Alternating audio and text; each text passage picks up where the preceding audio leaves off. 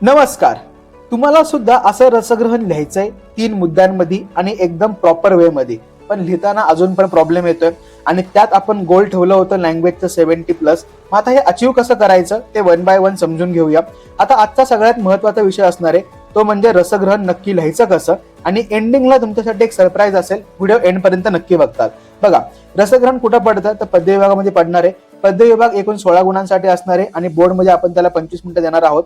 मग हे पक्क करण्यासाठी काय करावं लागेल, कविता नीट समजून घ्या, त्या खालची प्रश्न उत्तर नीट सोडवा.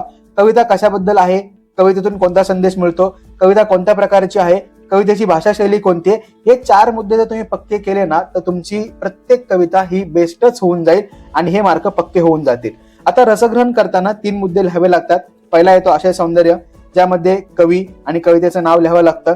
त्यामध्ये इन जनरल विषय लिहावा लागेल. संदेश आणि कल्पना या 2 गोष्टी लिहिणं मॅन्डेटरी राहील.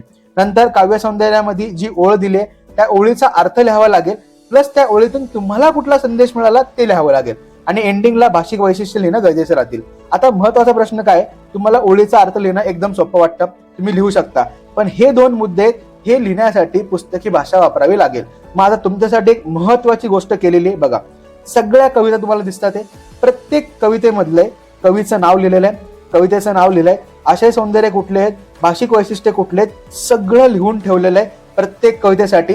हेच व्यवस्थित प्रिपेअर करताल आणि हेच तुम्ही तुमच्या रसग्रहणामध्ये आशय सौंदर्य आणि भाषिक वैशिष्ट्यामध्ये वापरताल, जेणेकरून तुमच्या रसग्रहणाचे आणि पद्य विभागाचे हे जे 16 गुण आहेत हे पक्के होऊन जातील. समजलं नक्की? व्यवस्थित प्रिपेअर करा. अशा पद्धतीने आपल्याला रसग्रहण लिहायचंय आणि काही झालं तरी आपल्याला 70+ जायचंय, हे डोक्यातच ठेवा. बाकी व्यवस्थित प्रिपेअर करा. ही पोस्ट तुम्हाला नक्की मिळून जाईल, लोड घेऊ नका. कुठला टॉपिक अवघड जात असेल तर कमेंट करा, नक्की त्यावरती सोल्युशन मिळून जाईल. व्यवस्थित प्रिपेअर करा. Bye bye, all the best.